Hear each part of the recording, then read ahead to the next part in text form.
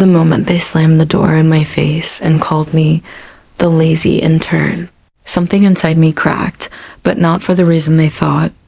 I wasn't hurt because they insulted me, was hurt because they had no idea who I really was. My name is Ethan Hale, and on my first day at my father's company, Hale Dynamics, I walked in as the new unpaid intern wearing thrift store clothes and carrying a beat-up backpack instead of the tailored suits everyone was used to seeing when the CEO's family visited.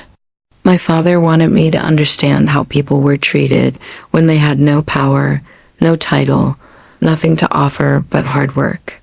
So he sent me in undercover with a warning. Watch how they treat the ones they think don't matter. I didn't realize how quickly those words would come true. The moment I stepped through the glass doors of the marketing department, the place where I'd be working for 8 weeks, I felt eyes on me sharp, judging, calculating. The team lead, Melissa, looked me up and down like I was something she stepped on. "You're late," she snapped, even though I was 15 minutes early. I apologized, but she rolled her eyes and tossed a stack of folders at me. "Intern work," she said, loud enough for everyone to hear.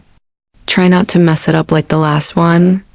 I kept my head down, reminding myself this was the test. But the more I watched them, the more the truth sliced into me.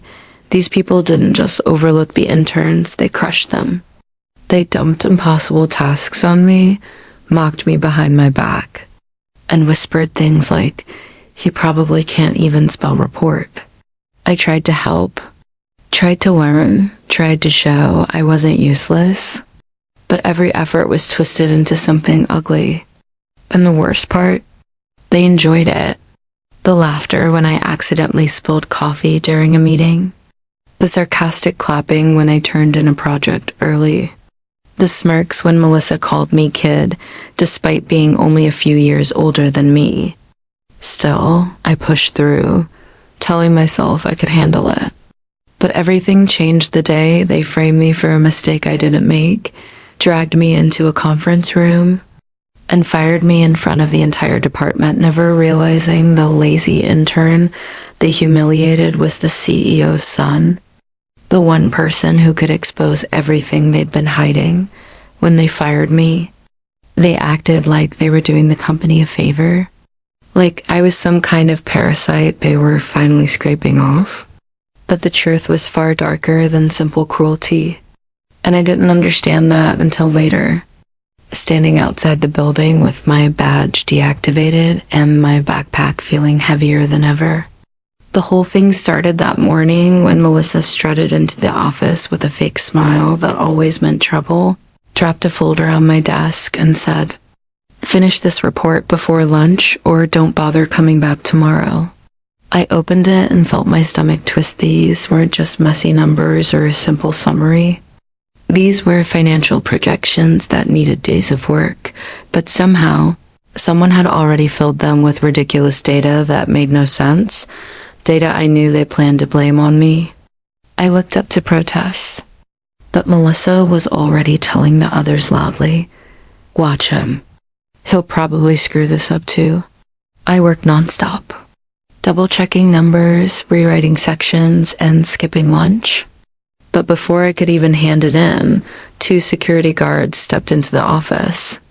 One of them called out my name, and the entire room went silent as heads turned, eager for a show.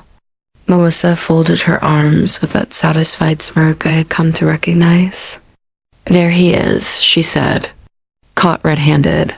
Before I could ask what she meant, the department manager, Mr. Crawford, marched in holding printed mails supposedly sent from my account that accused team members of harassment and incompetence. My heart dropped. I never sent those. I barely even used my email except to submit work. "We don't tolerate disrespect here," Crawford snapped, pointing at the fake messages as if they were undeniable truth. "You're done." The guards escorted me out while people whispered, some pretending to look shocked, others clearly amused. But one face stood out: Daniel, another intern, the only person who had ever treated me kindly. He looked terrified, like he knew something he wasn't allowed to say. That look stayed with me as I walked out the doors into the afternoon heat, replaying everything in my head, realizing this wasn't just about them thinking I was lazy. Someone wanted me gone, and they wanted it to look like my fault. They thought firing me would be the end of it until they discovered exactly who they had shoved out of those glass doors. I didn't go home right away after they fired me. Instead, I walked to the small cafe across the street, the one with the flickering neon sign where interns usually hid during their short breaks. And I sat there replaying every detail until my hands shook around the paper cup of tea I couldn't bring myself to drink. I kept hearing Melissa's voice, smug and rehearsed. Kept seeing Crawford waving those fake emails like he had been waiting for the moment to humiliate me. I knew they wanted me gone, but I still couldn't understand why they went through so much trouble to frame me when ignoring me would have been easier. That's when Daniel walked into the cafe, eyes darting around like he expected to be followed, and slid into the seat across from me. "They're lying," he whispered before I could even ask. "I saw Melissa and Crawford in the print room last night. They were talking about someone checking the project files and saying they needed to protect themselves." I stared at him, shocked, my chest tightening. "Protect themselves from what?"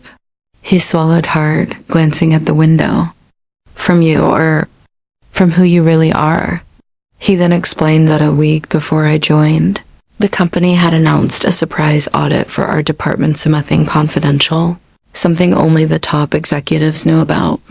And because nobody knew who the CEO's son was or what he looked like, rumors spread that he might come in disguised to see how the team operated. The moment Daniel said that, the truth slammed into me like a punch. They thought I was the undercover auditor. They didn't treat me badly because they believed I was worthless. They treated me badly because they wanted to hide their own mistakes. And when they panicked, they needed a scapegoat they could throw out before I discovered anything. I leaned back, breath uneven, realizing the cruelty, the mocking, the endless busy work. They were all strategies to keep me from digging deeper. "I'm sorry I didn't speak up," Daniel said, voice trembling. "They threatened to fire me too. I didn't blame him. He was the only one who showed kindness in a place starving for humanity." But as I walked out of the cafe with his words echoing in my mind, I felt something shift inside me. This wasn't just about my father's test anymore. This had become personal, and I wasn't going to let them bury the truth in it after what they did.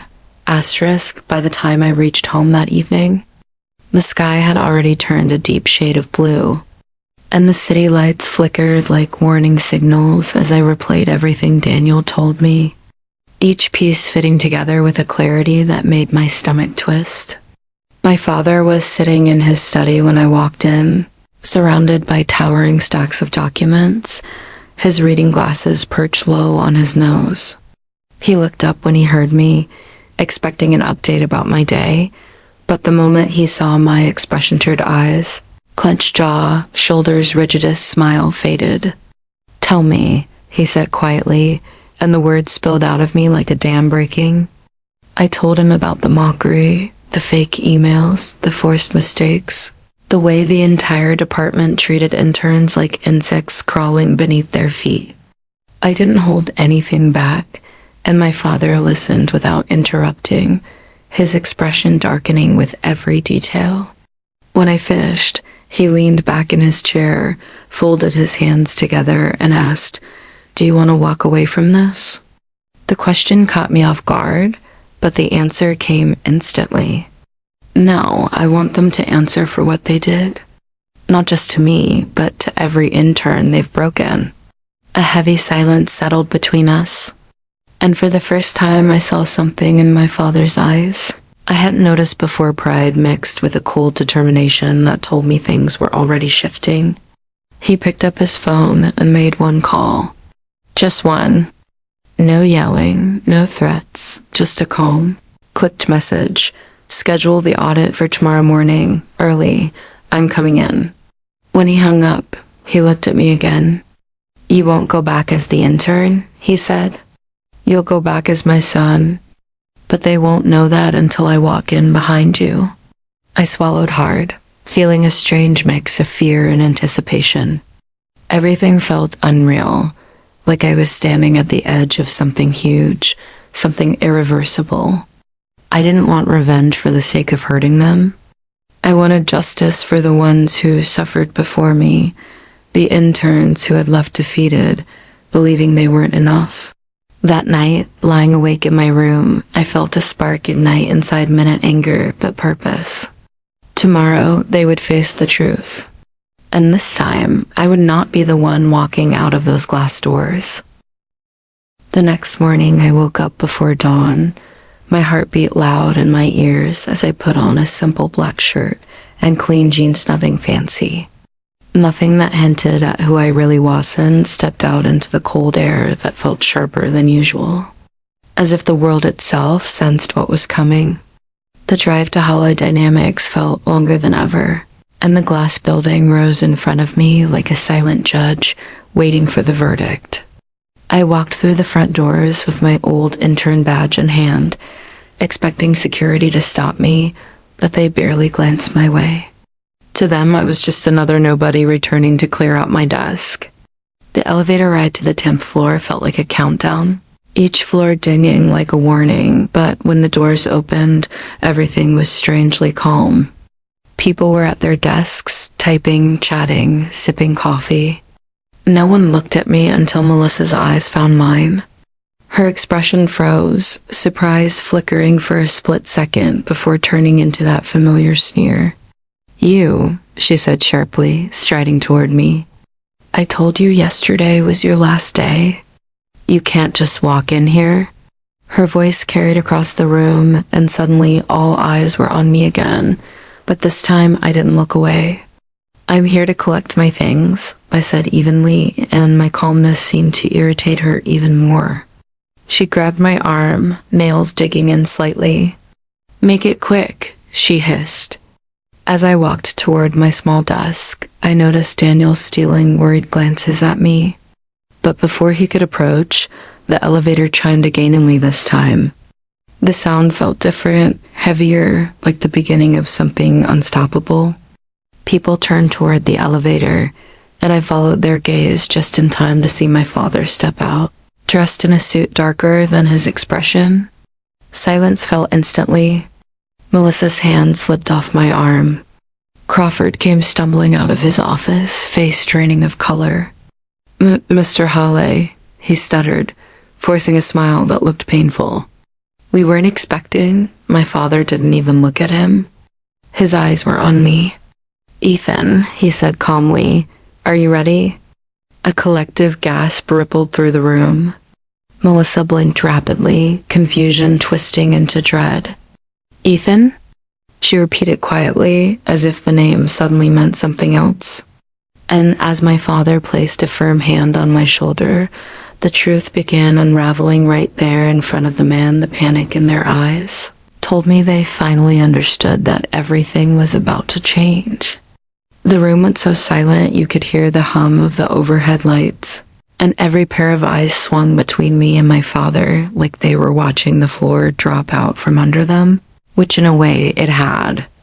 Melissa's mouth opened and closed like she was trying to form words, any words, but all she managed was a choked, "He's your son?" While Crawford looked like he wanted to melt straight into the carpet. My father didn't waste time.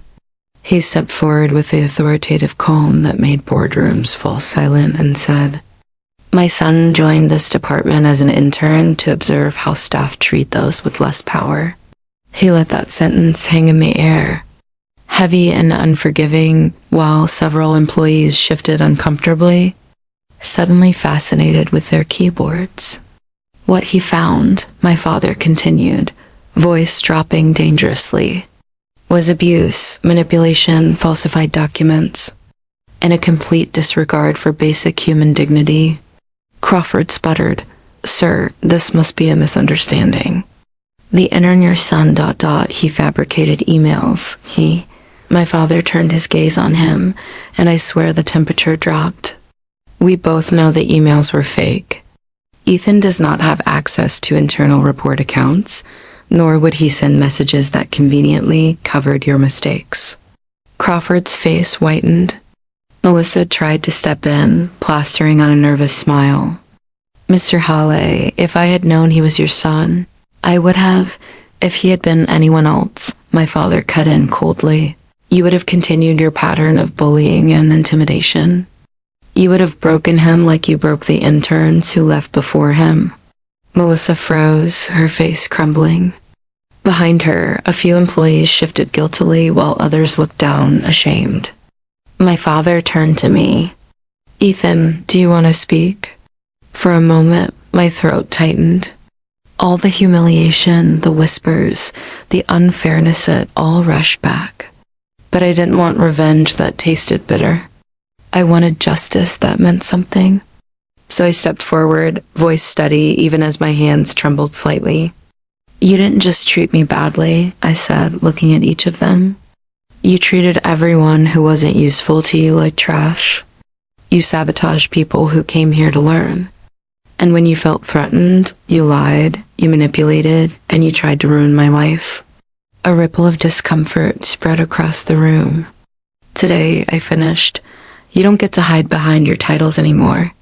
And as my words settled like a storm cloud about to break, I saw it clearly: fear, the realization, the beginning of consequences they never thought they'd face. The moment I finished speaking, it felt like the entire room collectively forgot how to breathe. As if my words had sliced open a truth they had all tried desperately to ignore. And now there was no way to stitch it shut again. My father turned toward the cluster of executives and managers who had gathered at the back of the room, drawn by the tension like sharks sensing blood in the water. And his voice carried across the space with a calm authority that made even the most confident employees shrink.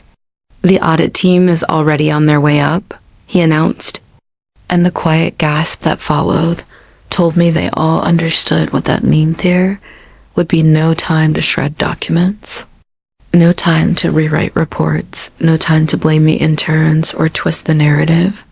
Everything they had done, everything they had hidden, would finally be exposed. Melissa backed up until she bumped into the edge of a desk, her usually sharp expression crumbling as she whispered, "Please, Mr. Hale, I have a family, But my father didn't even look at her. Instead, he addressed the entire department, his voice steady.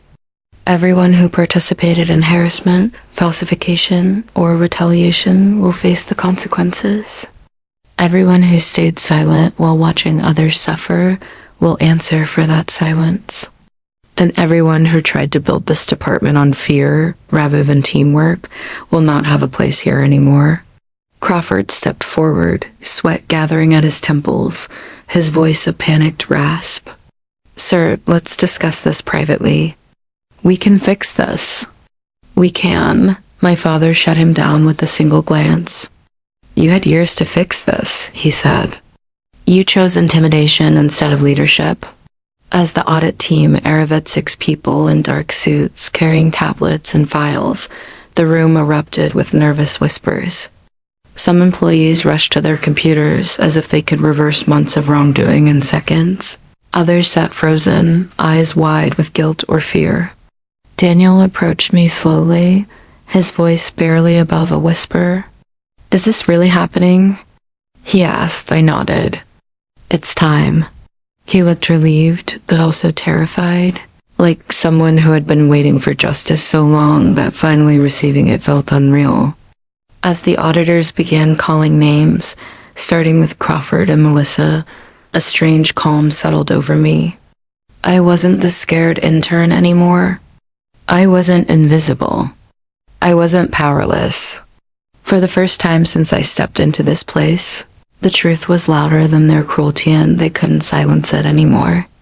As the auditors led Crawford and Melissa into separate conference rooms, the department buzzed with a nervous energy that felt almost electric, a mixture of dread, disbelief, And something else, I hadn't expected relief from the employees, who'd been quietly suffering under their leadership for far too long.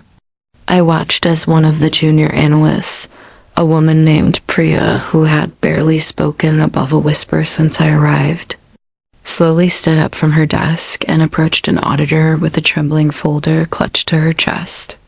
She handed it over like she was surrendering years of fear, and when she looked at me afterward, her eyes softened with gratitude. "Thank you," she mouthed, and for a moment, I felt the weight of what this day meant not just for me, but for everyone who had endured the department's toxic culture in silence. Meanwhile, my father remained a steady presence, observing, not intervening, allowing the auditors to do their work without bias or influence. He wanted transparency, accountability, truth, and watching him, I finally understood why he sent me undercover, needed to know what his company had become when no one thought he was watching. While the investigations continued, several employees avoided my eyes, too ashamed or too embarrassed to face the intern they once mocked.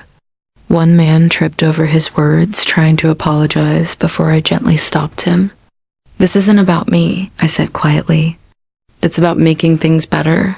My voice didn't shake this time. Eventually, the conference room doors opened and Melissa emerged first, her face blotchy, mascara streaked, hands trembling. She avoided looking in my direction as two HR representatives escorted her toward the elevator, her steps unsteady, the echo of her heels sounding more like a retreat than an exit. Crawford followed soon after, shoulders slumped, all his arrogance drained away. As he passed me, he paused for a fraction of a second, guilt flickering in his eyes, but he said nothing. Maybe he finally understood the damage he'd caused. Maybe he didn't. It didn't matter now. What mattered was the shift that rippled through the room afterward, cautious smiles, the quiet exhalations, the sense that something heavy had finally been lifted. When my father approached me, he rested a hand on my shoulder and said softly, "This is only the beginning, Ethan." And standing there in the same office where I'd once been humiliated, I felt something I hadn't felt since the first day. I walked in pretending to be an inner hope that this place could become something better than what I'd seen. Asterisk. When the initial chaos settled and the auditors spread out across the department gathering statements, files, and digital logs, my father asked me to follow him into the glass-walled meeting room overlooking the entire floor. A room I had only ever entered to clean coffee stains off the table when I was still just the intern. Sitting there now felt surreal, like I had stepped into a different version of myself. My father closed the door behind us and turned to face me, his expression softer than it had been all morning. "Ethan," he said quietly, "I know this wasn't easy for you. I know you went through things you should never have experienced." I swallowed, feeling the mix of anger, exhaustion, and something heavier that had been sitting in my chest since the moment they fired me. "It wasn't just me," I said. "They hurt a lot of people, and nobody stopped them." My father nodded slowly. "That's why I needed to see the truth in it, the polished reports, not the numbers, not the speeches managers give in meetings. I needed to see how people are treated when no one thinks anyone important is watching." I looked out at the floor through the glass, watching as Daniel spoke to an auditor with a mixture of fear and relief, as Priya wiped her eyes, as other employees straightened their backs like they were breathing freely for the first time. Something inside me eased. "So what happens now?" I asked. My father took a seat at the table and gestured for me to sit across from him. "Now," he said, "we rebuild.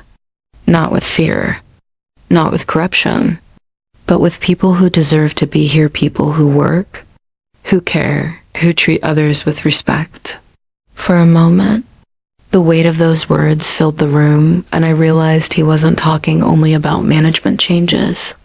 He was talking about culture, about values, about the heart of the company itself. "I want you to be part of that," he added. My breath caught. Me? He nodded. Not because you're my son.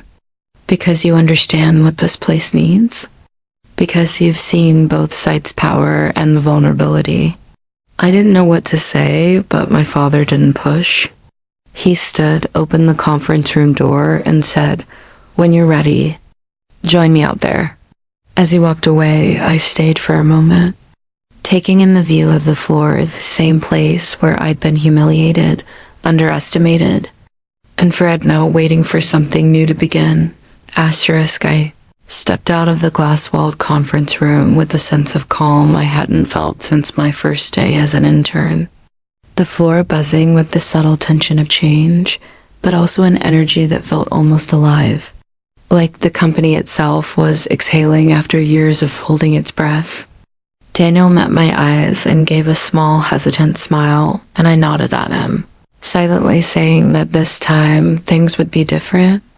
My father followed behind, and as we walked past the desks where Melissa, Crawford, and others had been exposed and removed, I noticed the way employees began to straighten, the way whispers of relief and cautious hope floated through the air. And it hit me just how deep the wounds had been, how long people had endured fear disguised as leadership. When we reached the center of the floor, my father stopped and looked at me, his eyes sharp but proud. "Ethan," he said, "I want you to address the team." My heart jumped, but I knew it was the moment to speak, not as the intern, not as the CEO's son in hiding, but as someone who had witnessed the worst and now had a chance to be part of the solution. I cleared my throat and looked at every face I could see, feeling the weight of their attention. "I know what it feels like to be powerless," I began, voice steady despite the adrenaline. "To be laughed at, dismissed, or blamed for things you didn't do. I've been there. I've walked out of these doors humiliated, wondering if anyone would ever see me for who I am." I paused, letting the words sink in, watching the reaction. Some heads lowered, some eyes widened, some people blinked back tears. "But today isn't about revenge," I continued. "It's about building a place where respect matters more than fear, where honesty matters more than manipulation, and where every person, no matter their role, can do their best without being crushed under the weight of cruelty." A quiet murmur rippled through the room, tentative but growing, and I could see the beginnings of understanding, of hope. My father rested a hand lightly on my shoulder and gave a small nod, and in that moment, I felt a connection not just to him, but to this companion, real company that could exist if we did things right. "Let's make this a place we're proud of," I said, and for the first time since I arrived, I saw smiles, genuine ones, shared between coworkers who had finally felt heard. As I walked back to my father's side, I realized that the lazy intern had never been lazy at all. He had been learning, watching, waiting, and when the time came, standing up not just for himself, but for everyone who had been silenced. And in that moment, I knew the companion I had changed forever.